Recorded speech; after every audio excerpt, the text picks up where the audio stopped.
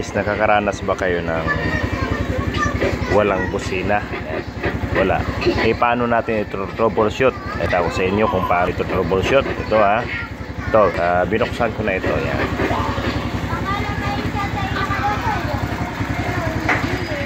Bali, ito yung connection niya. Yan. Katanggalin na lang natin ito. Yan.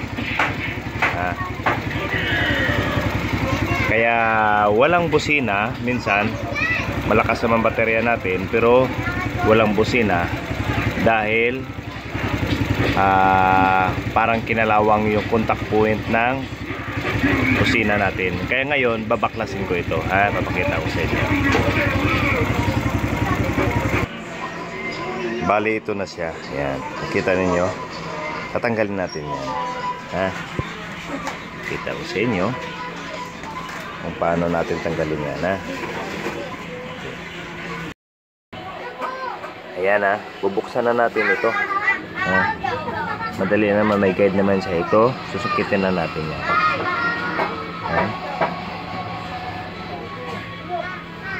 Naka-clip lang to.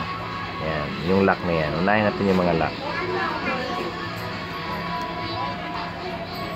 Tandahan lang.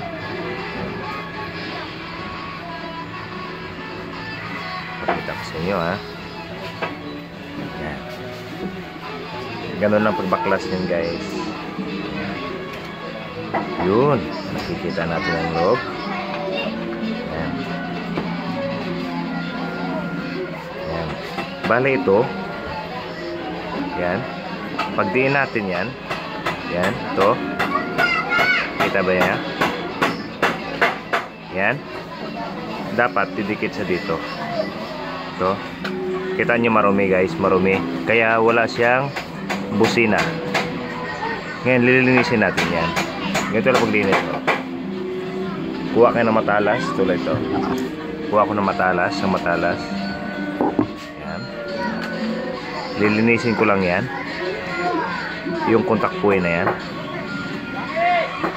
Para hindi na kayo pupunta sa kung saan saan para magpagawa o bibili ng ganito na reparado lang pala. Pwede naman pala i-repair. Malinis na, di ba? Yun. At ngayon, ito kasi yung dumidiin. Kailangan malinis rin natin ito. Ito. Kabilaan yan.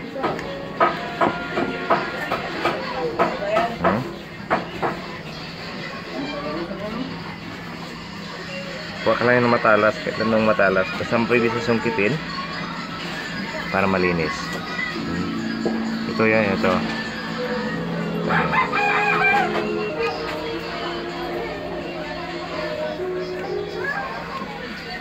Akala nyo, nasira na yung busina nyo, papalit na kayo ng busina.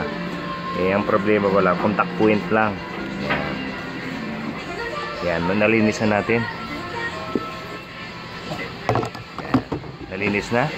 Ibabalik na natin. Kasi malinis na Yan. Nakita nyo?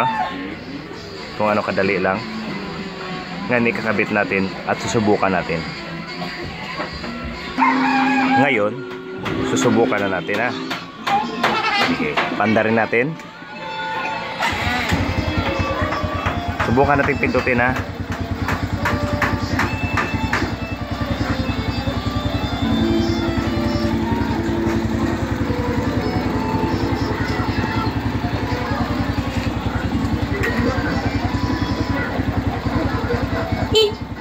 Narinig nyo? Narinig nyo? Narinig nyo na guys? Yun ang pag-troubleshoot. Okay? Sana may natutunan kayo na wala lang yung busina. Akala nyo wala nang sira na yung busina. Saka ito rin sa power, ganun din ang problema. Pag wala ng pindutan, malakas naman yung baterya, tapos hindi nyo mapindot, ganun din ang problema. Paglilinis lang ng contact point, hindi mo na kailangan gumastos o bumili ng bago. Okay, sana may natutunan kayo sa pag-troubleshoot natin mga motor. Okay.